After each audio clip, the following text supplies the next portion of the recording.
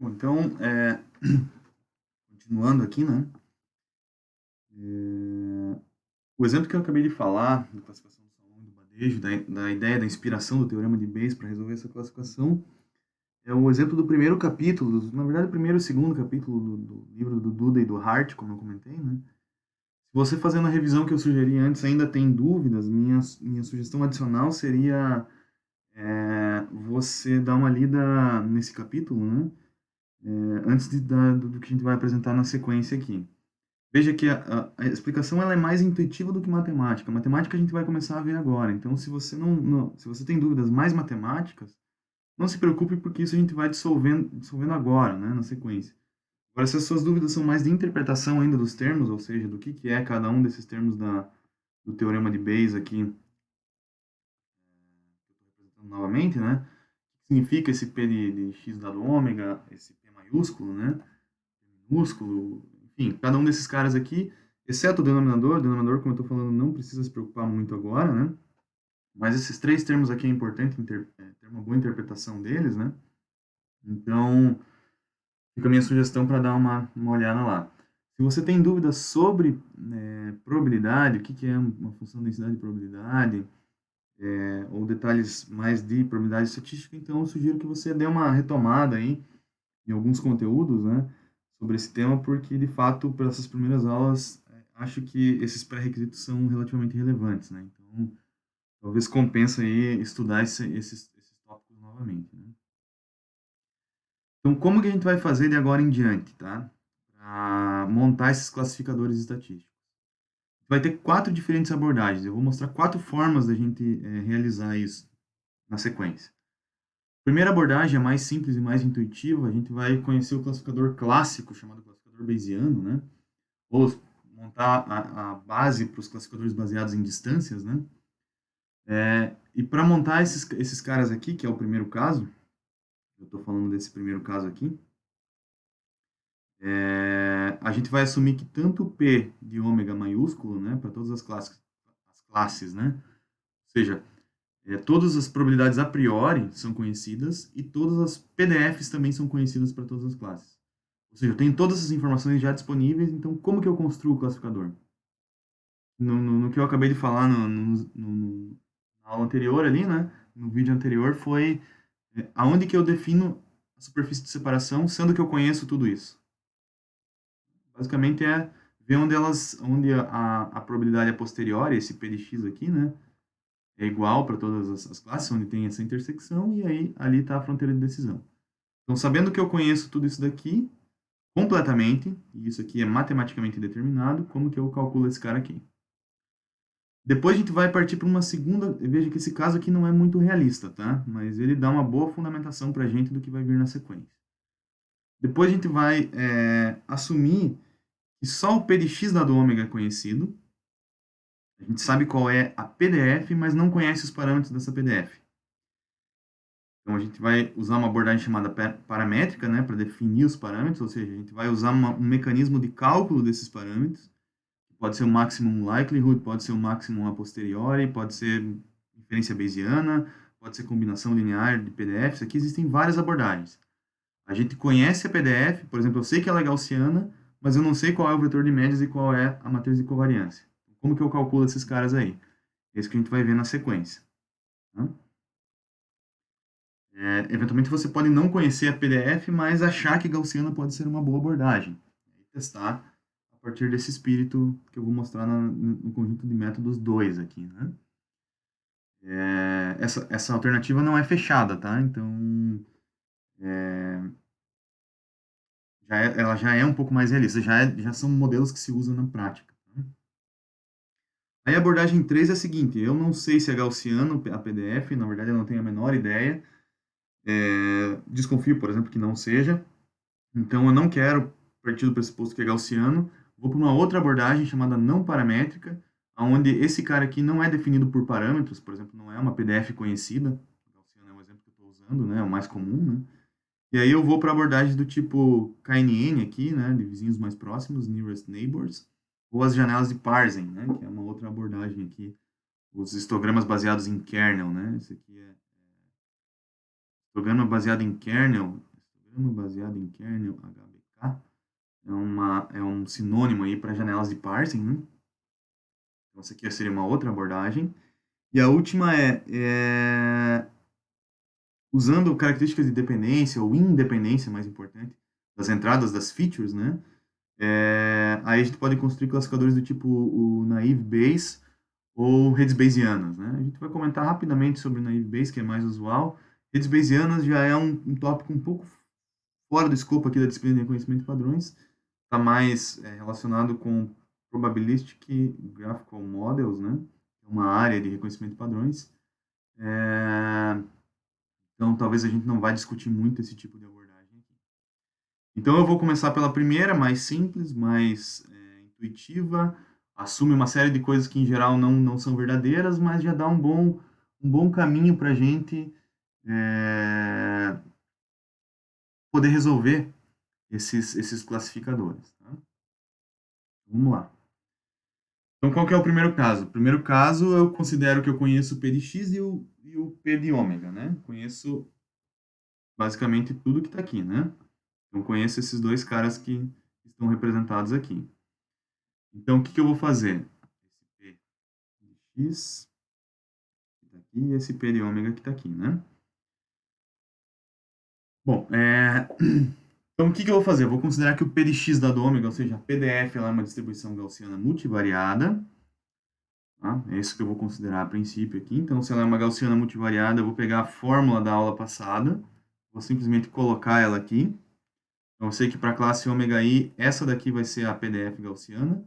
Eu conheço a média e conheço a matriz de covariância, então usando o índice i para dizer que é da classe i, e a matriz sigma i aqui para dizer que é a matriz de covariância da classe i. E simplesmente peguei aquela fórmula e substituí ela aqui. Tá? Então, para a gente tentar achar o classificador, nesse caso aqui, eu vou considerar a função só do numerador. Então, eu vou voltar aqui, ó, vou pegar o teorema de Bayes, tá aqui, né?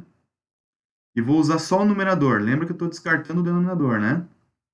Então, eu vou criar uma função aqui que eu estou chamando de gi de x, que é o ln do numerador. Já vou explicar o porquê desse gi de x. Antes, deixa eu só detalhar algumas outras escolhas que eu estou fazendo aqui. Por exemplo, por que o ln? Tá? Então, o ln tem uma característica, quando a gente está trabalhando com funções de densidade e probabilidade que tem essa exponencial, como a gaussiana, ao aplicar o ln, a gente tira fora esse cara aqui e fica matematicamente mais simples de tratar. Tá? Então, estou usando o ln, ele não altera o resultado, já vou mostrar para vocês que isso não faz diferença do ponto de vista do resultado final. Na verdade, ele só simplifica a nossa notação matemática, deixa um pouco mais fácil de tratar a álgebra desse problema. Ele não altera o local, o ponto onde essas PDFs vão se cruzar, né? A intersecção. Essa é o ponto mais importante. Então tá, então se eu estou fazendo um ln desse produto do numerador, que está aqui, né? ln de um produto vai ser ln de p de x dado ômega mais ln de p de ômega. Então, esse produto vira uma soma aqui, propriedade dos logs aí, né? Um logaritmo natural aqui, então estou usando essa propriedade do produto vira soma. O que eu vou fazer agora? Eu sei que p de x dado ômega i é todo esse negócio aqui, ó. Toda essa expressão maluca que está aqui em cima, né? Eu vou substituir agora todo esse negócio aqui dentro desse p de x dado ômega i. Então, esse cara aqui vai vir para cá. O que significa isso? Significa aplicar o ln em cima dessa função toda aqui. Se eu fizer isso, o que eu vou ter? Vou ter duas parcelas principais. O ln desse negócio aqui, que é uma constante, basicamente, né? Determinante da matriz e tal. L aqui é o número de dimensões que eu tenho, tá? Na gaussiana. Esse L sobre 2 aqui, né? E a outra parcela é o que está da exponencial para cá. Tá? Então, estou colocando o resto dessa parcela para a outra metade do ln. Vamos começar com essa daqui que é mais fácil. Ó. Eu vou ter ln da exponencial de menos meio, tal. ln da exponencial, pela propriedade dos logaritmos, né? Se eu tiver ln de e, por exemplo, na 10, resultado desse negócio aqui é simplesmente 10. Tá? Porque eu estou, digamos, a grosso modo, cancelando aqui, né? Fazendo o ln de uma exponencial. Então, quando eu faço o ln dessa exponencial, o que vai sobrar? Está dentro desse parênteses aqui, né? Menos meio, vezes x, tal, tal, tal. Que é o que eu coloquei aqui, né? O ln, esse ln ainda está aqui, né? Então, acabou aparecendo no meio aqui, mas não tem problema. E aí, o ln desse cara aqui, ó. Eu tenho um produto. Então, se o ln do produto vai ser uma soma. Então, eu vou ter a soma do ln de tudo isso daqui com o ln de tudo que está aqui dentro. Tudo bem. O que é o ln de tudo que está aqui, ó? É o ln de 1 sobre o denominador. Divisão vira subtração. Então, vai ser ln de 1 menos ln de 2π elevado a L sobre 2 vezes sigma, né? Vezes o determinante sigma elevado a meio. Tá? ln de 1 é zero. Então, fica menos o L sobre 2 que está no expoente aqui, ó. Num ln ele sai fora do expoente e vem para multiplicação, né? Propriedade dos logaritmos. Se você não lembra, é bom dar uma checada em tudo isso aí, né? E a mesma coisa vale para o ln desse determinante aqui. O que eu estou fazendo com isso? Estou tentando montar uma expressão matemática, simplificar um pouco uma expressão matemática, para encontrar a fronteira de decisão que a gente vai ver na sequência. Sobre a fronteira de decisão, eu já vou detalhar mais. Só cheque nesse momento, pare e veja se você entendeu como que, aplicando o ln nessa expressão toda aqui, eu cheguei nessa parte de baixo aqui. Se não lembra alguma coisa de logaritmo, é uma boa hora para você dar uma checada e relembrar, né? Propriedades dos logs aí, né? O que eu fiz aqui para a linha de baixo, né? Então, saindo daqui e vindo para cá, o que eu estou fazendo aqui? Só fiz uma distributiva, então esse transposto ele se distribui aqui, né? Fica x transposto mi i transposto. E aí fiz uma distributiva, x transposto vezes sigma menos 1 vezes x, apareceu aqui. Menos meio também mantive. Menos meio mi i transposto, sigma menos 1, x, aqui. Menos com menos vira mais ali, né? Ou seja, fiz uma distributiva só para abrir esse termo completamente aqui, né? Mais o ln de p de ômega, que está aqui, mais esses caras aqui que estão no final. Né? Então, daqui para cá, o que eu fiz? Só abrir essa distributiva aqui, né? Lembrando que esse transposto, ele passa aqui para cada um dos termos do expoente, também por uma propriedade aí de transposição, né? Ou seja, a subtração de dois vetores.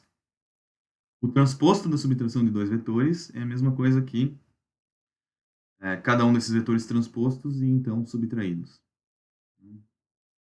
Uma propriedadezinha aí de álgebra matricial vetorial, né? Então, nesse ponto também é importante você parar o vídeo e checar se você entendeu como que eu passei desse ponto aqui, da penúltima linha, né? Desse ponto que está aqui para esse ponto que está aqui. É importante conferir essa álgebra aqui, porque ela é determinante no que vai vir na sequência. Veja que eu ainda nem comecei a resolver o problema, só estou organizando a matemática, só estou organizando a álgebra, né? O que eu vou fazer agora? Agora eu vou, de fato, resolver o problema. Por quê?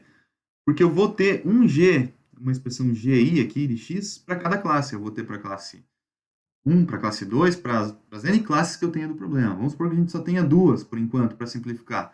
A classe I e a classe J, por exemplo. Então, na fronteira de decisão entre a I e a J, esse G de I de X vai ser igual ao G de J de X. Por quê? Porque todo esse cara que está aqui, ó, vai ser igual para as duas. Se todo esse cara aqui na superfície de separação é igual para as duas, o ln dele também vai ser igual para as duas. Então, eu posso dizer que na superfície de separação, aonde as classes se encontram, lembre que isso aqui tem origem nesse ponto aqui, ó. Lembrem que o que eu estou buscando é esse ponto aqui, ó, do vídeo anterior, né? Eu quero achar esse cara aqui, que é onde todo mundo se encontra. Onde todo mundo se encontra, ele é igual. O ln dele também vai ser igual. Então, o que eu vou fazer? Eu vou pegar o x, o GI de x, subtrair do GI de GJ de x, e nesse ponto eles têm que ser iguais, ou seja, tem que ser igual a zero. Então eu vou ter uma expressão, perdão, vou ter uma expressão que eu estava desenhando aqui, toda essa maluquice aqui, ó, toda essa quantidade de equações de parcelas para o GI e para o GJ. O que, que muda de uma para outra? Só o índice aqui, ó. Na J vai esse cara aqui vira J. Todo mundo que é I aqui acaba virando J na outra expressão. Mas antes de eu abrir essa matemática aqui, vamos olhar uma outra coisa aqui. Eu vou assumir também, para esse problema, que a matriz de covariância é igual para todas as classes, ou seja, o sigma I é igual a sigma, que é a mesma coisa para o sigma J, é a mesma matriz, e ela é um valor aqui, um sigma square, aqui um valor que constante qualquer, 1, 2, 1.2, 1.4, não sei quanto que é, mas eu conheço esse cara, vezes a matriz de identidade, ou seja, ela é uma matriz diagonal. E que as distribuições são não informativas, perdão. Significa que o P de ômega J é igual ao P de ômega I, ou seja, não tenho nenhuma informação a priori. Ou a que eu tenho diz que todo mundo é igual. Tá? Então, vamos lá. Vamos colocar aqui, ó, antes de eu detalhar o que vem aqui daqui em diante, tá? O termo e tal, vamos só colocar essas expressões. Estou colocando a expressão aqui, ó, para o I, toda aquela expressão que eu tinha antes para o I, e a expressão que eu tenho para o J. Tá? Tem alguma coisa que eu já tirei fora aqui, ó. Então, se eu voltar aqui, vocês vão ver que eu não coloquei esse ln, não coloquei esse ln de 2π também, não coloquei esse ln da matriz de covariância. Por quê? Porque se a matriz de covariância é igual para I de I para J, que é igual ao sigma, esse termo é igual dos dois lados, cancela. Esse termo certamente vai ser igual dos dois lados, porque a dimensão L é a mesma. E se a probabilidade a priori é a mesma, esse cara também não existe. Então, tudo isso aqui eu já tirei fora. Então, coloquei só essa parte do problema aqui, ó, onde tem os mis, sigma e o x. Para classe 1 e para classe J. Classe I e J. Coloquei a I do lado esquerdo e a J do lado direito, só para ficar mais fácil aqui de trabalhar essa álgebra. Ou seja, só passei esse cara para o lado direito da equação. Então, o que dá para simplificar a mais aqui, ó?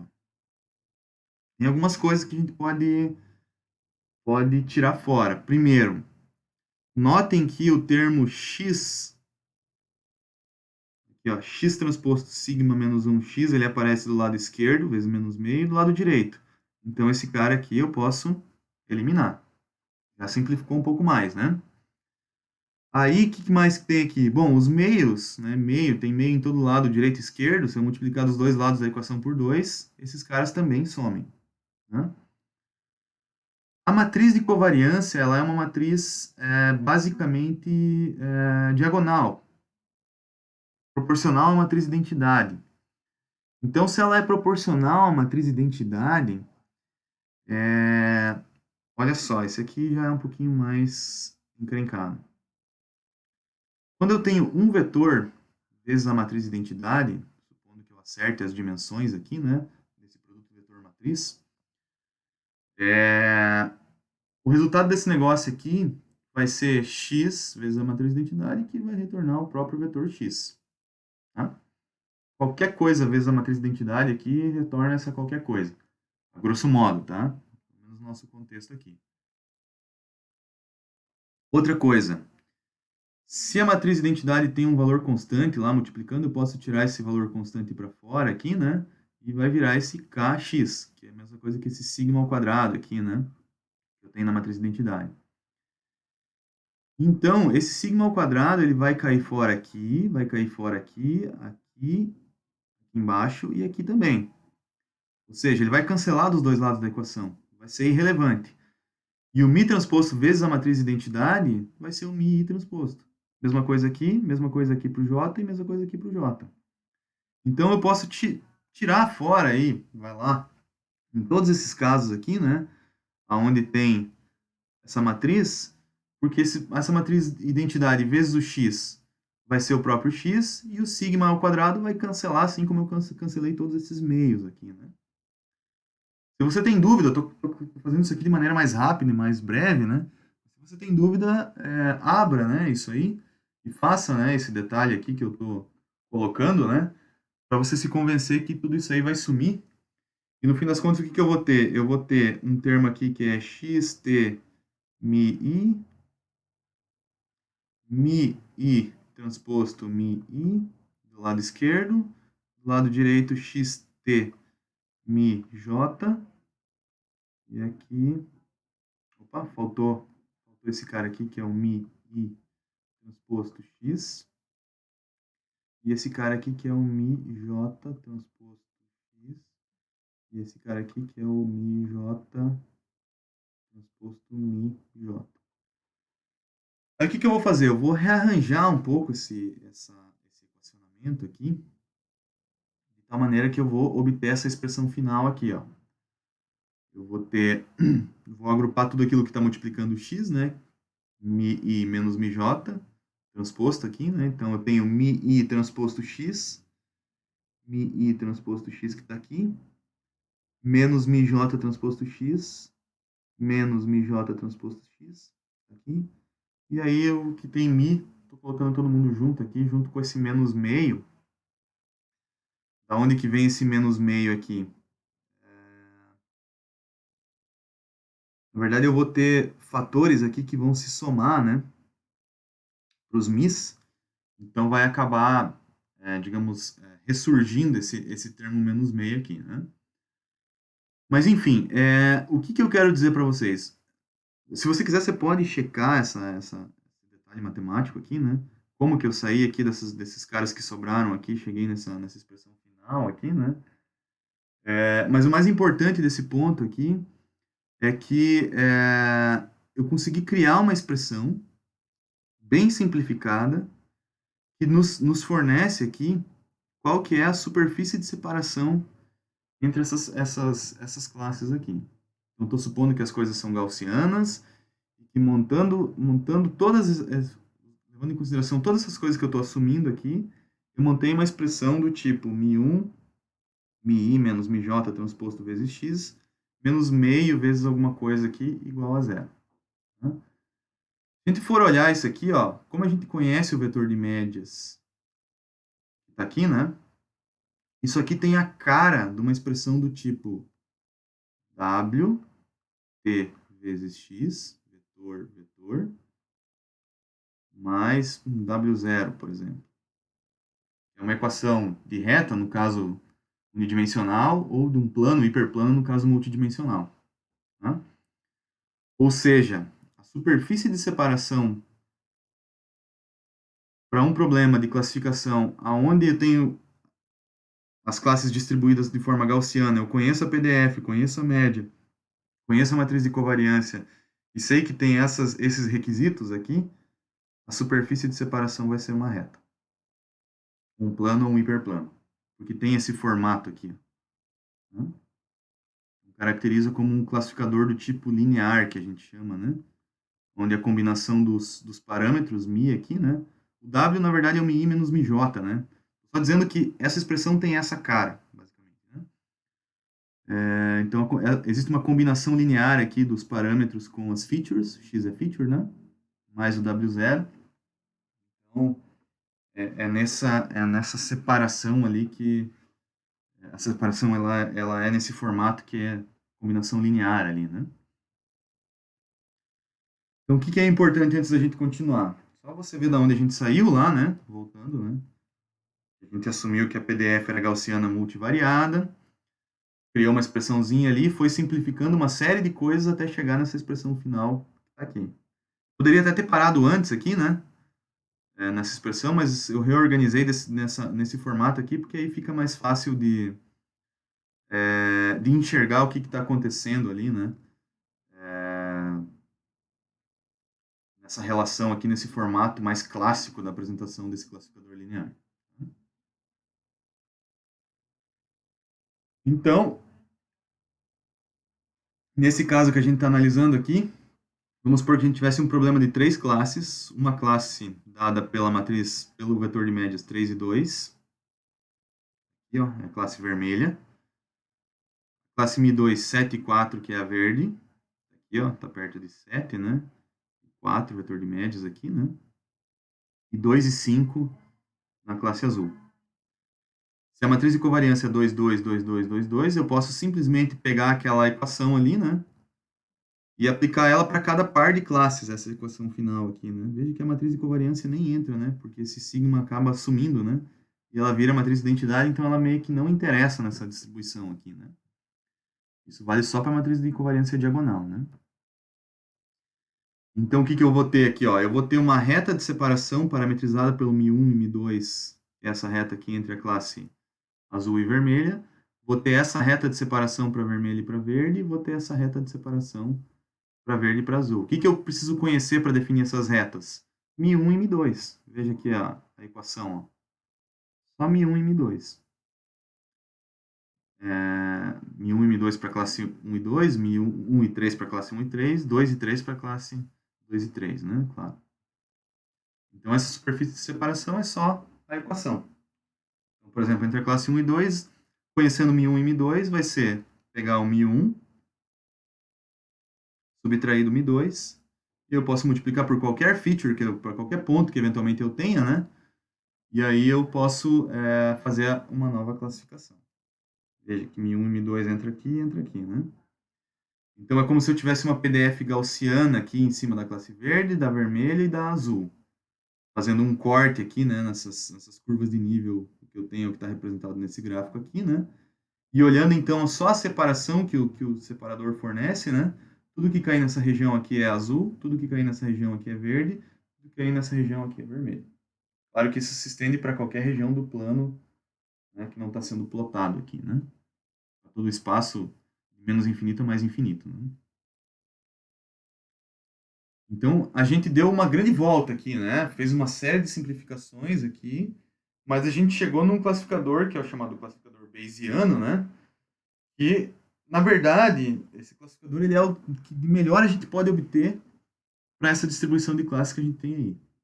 Mesmo tendo esse embaralhamento entre as classes, né? Mesmo que algumas vermelhas possam aparecer aqui, alguns azuis possam aparecer aqui, né?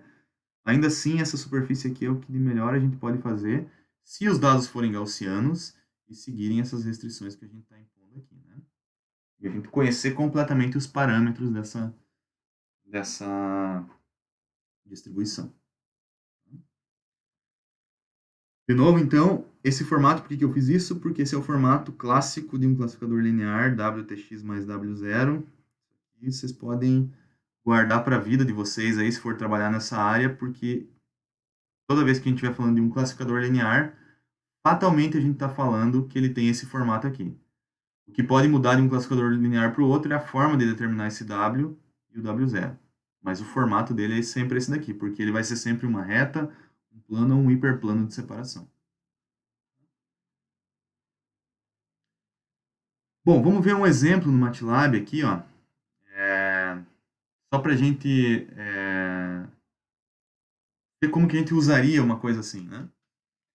Então, o problema é assim, a gente tem um problema de duas classes, bidimensional, ou seja, eu tenho duas features. Os vetores de característica em cada classe são distribuídos de forma normal, ou seja, com gaussiana, dado por essas gaussianas que estão aqui, tá? Para a classe 1 e para a classe 2. μ1 e μ2 são dados por esses parâmetros aqui, e o sigma 1 e o sigma 2 aqui é 0,2. Veja que a matriz de covariância ela é uma identidade, então acaba que eu nem preciso representar ela aqui nessa história como um todo, tá? Se você tem dúvida, pegue a expressão geral lá, de uma gaussiana multivariada, que eu mostrei antes, e veja como que eu chego nessa simplificação que eu estou mostrando aqui. Só substituir os parâmetros lá, né? Considerando que a matriz de covariância é uma identidade. Estou assumindo também que o P de ômega 1 é igual ao P de ômega 2. Então, quero projetar qual que é o classificador Bayesiano, esse que eu acabei de comentar ali, né?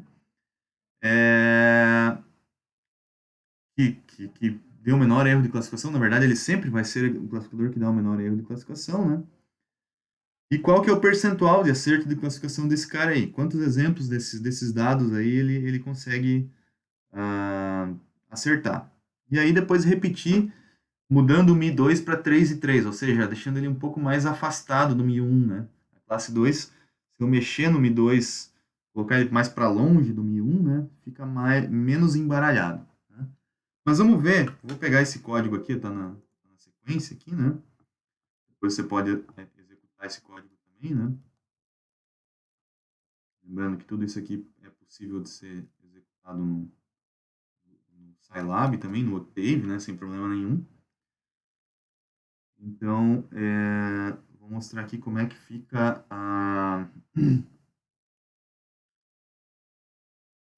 o código desse probleminha aqui, tá? Então, eu vou colocar o código aqui, a gente vai, vou explicar passo a passo aqui, depois a gente vai dar uma olhada nesses resultados dele. Tá? Então, o que esse código está fazendo?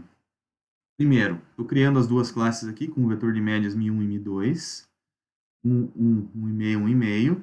Os parâmetros da matriz de covariância lá, 0, 2, né? As dimensões é 2, né? Porque é a dimensão do vetor aqui, né? E o número de exemplos aqui, eu vou gerar 10.000 exemplos só para a gente ter dados para poder fazer essa classificação, né? E aí eu vou usar aquela mesma função da aula passada, que é a MVN-RND, para gerar dados da classe 1, X1, e da classe 2. E botar. Veja que até aqui é o que a gente fez na aula passada. Né? O que eu vou fazer na sequência aqui? Agora eu vou implementar o classificador. Qual que é o classificador? O classificador é o classificador Bayesiano. Qual é a fórmula do classificador Bayesiano? A fórmula do classificador Bayesiano é essa daqui, ó.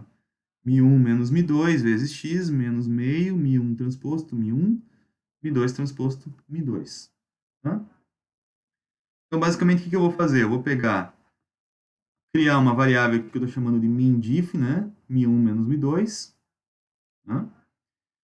Aí depois eu vou criar uma outra variável, eu já explico isso daqui, tá? Vou pular um pouquinho adiante aqui. Inclusive, deixa eu inverter isso aqui, já que não deve... não, vai fazer diferença assim, já explico para vocês. Aí vou criar uma outra variável aqui, que é essa RHS, que é a segunda parcela da expressão, que é meio produto interno Mi1T Mi1, né? Ou produto interno entre Mi1 e Mi1. Veja que fazer, só um comentário aqui, né? Dot de Mi1, Mi1 é a mesma coisa do que eu fazer Mi1 transposto vezes Mi1. Uma outra forma de fazer o produto interno entre dois vetores aqui no MATLAB. Então, o produto interno desses dois caras aqui, menos esse outro aqui, ou seja, o que eu estou fazendo? Estou fazendo essa segunda metade aqui, ó, menos meio, produto interno desses dois, menos produto interno desses dois. E aí eu vou pegar o meu vetor x, que são as features, tá? Que é, deixa eu botar esse labels aqui para baixo também, para continuar na sequência mais natural aqui, né? Que é o MinDiff transposto vezes x, né? Vai me gerar uma outra parcela aqui, que é essa parcela de baixo aqui, né? Estou fazendo esse produtinho aqui, né? Aí crio um vetor de labels, né? Criando o meu vetor de labels aqui. Isso aqui vai ser, na verdade, para auxiliar depois na contabilização ali de quantos acertos e quantos erros de classificação eu tive, né? E aí faço a classificação. Como que eu estou fazendo a classificação? Estou pegando a variável LHS, que é essa variável aqui, que é, na verdade, essa parte aqui, né? E estou subtraindo ela dessa RHS, que é essa parcela aqui. Para os valores que forem maior que zero, pertencem a uma classe. Para os valores que forem menor que zero, né? Eu vou ter essa decisão para outra classe. Então, deixa eu rodar até esse ponto aqui. Deixa eu colocar um breakpoint aqui, né? Vou rodar até esse ponto aqui. Só para a gente ver como é que ficam essas variáveis, tá?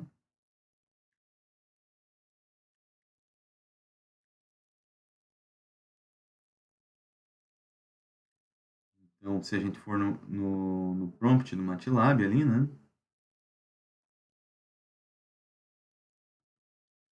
Essa minha variável class decision aqui, ela é uma variável binária, né? ela está indicando 1 ou 0, ou seja, se ele pertence à classe 1 ou se ele pertence à classe 0. Eu vou plotar ela aqui só para ter uma ideia, né?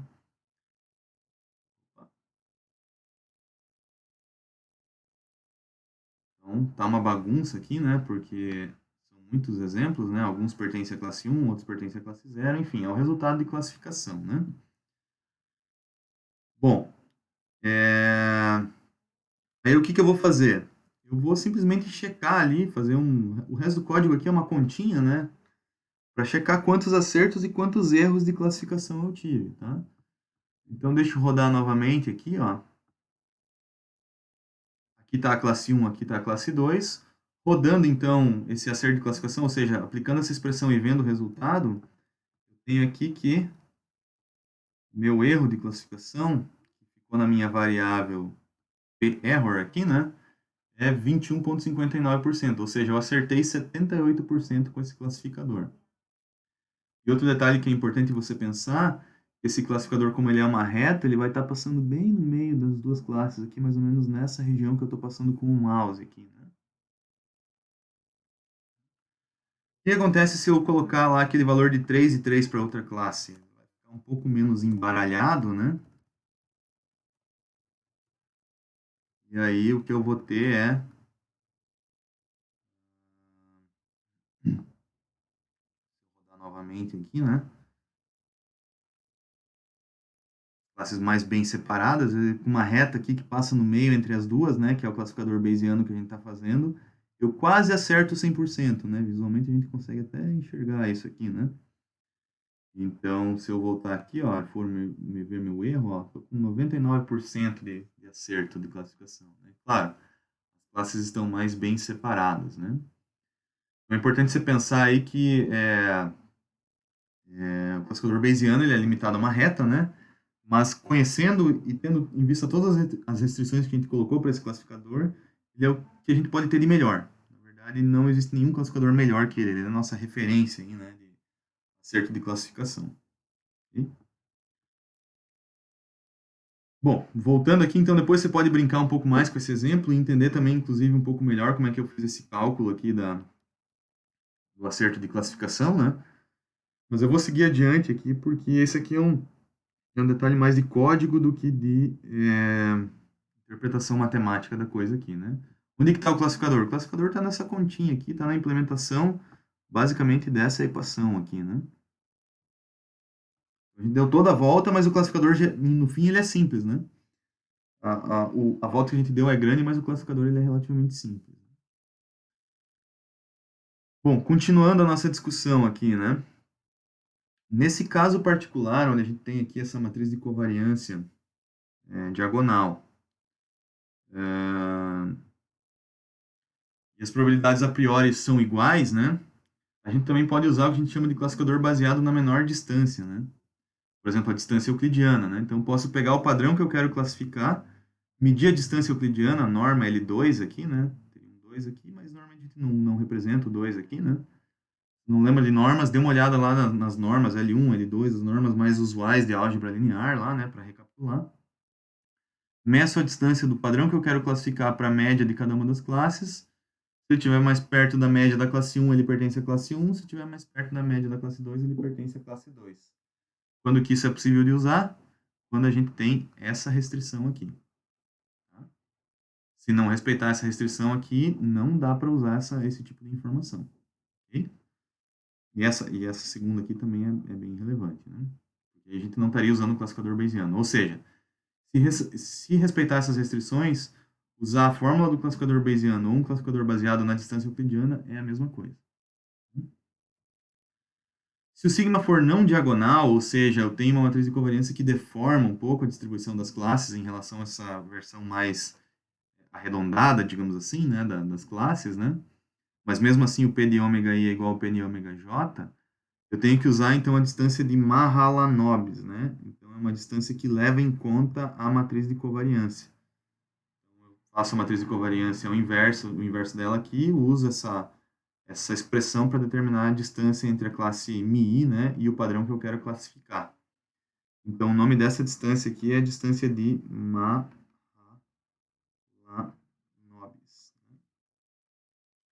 Então, essa distância leva em conta para matrizes de covariância que não são diagonais, tá? Visualmente, qual que é a diferença entre a matriz, entre a distância euclidiana e a distância de Mahalanobis, né? Vamos supor que a gente tem os dados distribuídos com essa distribuição que está aqui, né? A distância, padrões que estão a uma mesma distância euclidiana da média aqui, ó, é a média, tá? A uma mesma distância euclidiana do que esse verde aqui, são esses pontos que estão aqui. Todos esses caras aqui têm uma mesma distância euclidiana em relação a essa média aqui. Esse outro padrão verde aqui, ó, também todos os caras que estão aqui, em torno dessa circunferência, têm a mesma distância euclidiana em relação a essa média que está aqui. Já os padrões em torno desse verde de fora aqui, ó, que estão em torno desse cara aqui, tem a mesma distância de Mahalanobis em relação à média. Então, veja que a distância de Mahalanobis ela tem a tendência de acompanhar a distribuição dos dados quando eles não são diagonais. Porque quando eles não são diagonais, eles achatam aqui, né? E aí a distância euclidiana não é a mais apropriada, né? Então, veja aqui, do ponto de vista de Mahalanobis, esse cara aqui e esse cara aqui estão à mesma distância da média. Faz um certo sentido porque a distribuição dos dados tem essa cara aqui, né? Então, faz mais sentido eu usar essa distribuição aqui como ferramenta para o cálculo de distância do que a euclidiana, né? Então, esse é um detalhe importante que muita gente não se atenta, né? Eventualmente usa a distância euclidiana sem saber se a distribuição é uma distribuição que faz sentido usar a distância euclidiana, né? Ou seja, uma distribuição com matriz de covariância diagonal, diagonal nesse caso. Né? Então, aqui só o detalhe que são os pontos equidistantes de Mahalanobis, né? E pontos equidistantes da distância euclidiana. Então, sempre procure lembrar disso que eu estou colocando aqui, porque esse é um ponto importante aí, né? Vale ressaltar. Um exercíciozinho que você pode fazer aqui, ó, utiliza o classificador Bayesiano para classificar o padrão 1 e 2,2 transposto, né? Sabendo que a matriz de covariância é essa matriz que está aí, né? E os vetores de média são esses vetores de média que estão aí.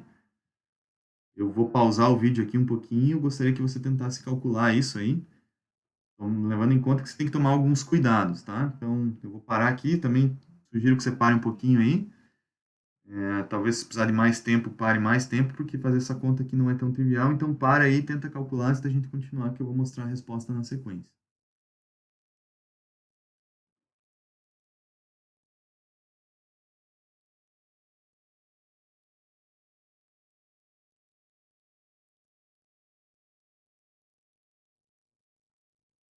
Bom, então assim, ó, a distância mais adequada aqui como uma matriz não diagonal, né, é usar a distância de Mahalanobis. Como que é a distância de Mahalanobis? A fórmula é essa daqui, x menos μ1, transposto, matriz de covariância inversa, x menos μ1 aqui do lado, né? Calcular tudo isso aqui você pode fazer direto no MATLAB, no Scilab, Octave ou em Python ali, né? Colocar direto, calculando a inversa direto aqui, você vai ver que para a classe Mi1 a distância é 2.952, para a classe Mi2 a distância é 3.672. Você classifica para a distância mais próxima, então ele pertence à classe Mi1. Esse x que a gente quer classificar aqui, que é 1 e o 2.2. Né? Está mais perto do Mi1, então ele é da classe 1. Bom, depois faça esse mesmo exemplo fazendo o cálculo da distância euclidiana para você ver as diferenças, tá? Bem importante. Detalhe que a gente vai discutir mais na sequência para as matrizes que são não diagonais, então, né, mesmo tendo probabilidade a priori igual, o que acontece é que o fato da matriz ser não diagonal faz com que a superfície de separação entre as classes não seja mais aquela reta, né? Então passa a ser outras formas aqui, né? A gente não vai deduzir a expressão matemática de cada uma delas, né? Mas passa a ser não linear, tá? Então esse caso aqui, ele implica diretamente numa superfície de separação não linear. Não é uma reta, não é um plano, não é mais um hiperplano. Tá? Mostrando um exemplo aqui para o classificador Bayesiano nesse caso aqui. A gente vai ver mais exemplos de classificadores não lineares na sequência. Tá?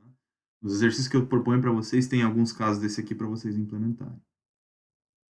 Vou fechando aqui as referências da aula de hoje, tá? Livro 2 lá do Theodorides, acho que é o mais importante. E algumas outras coisas que eu vou falar mais na sequência nas próximas aulas. Tá? Então, é isso aí.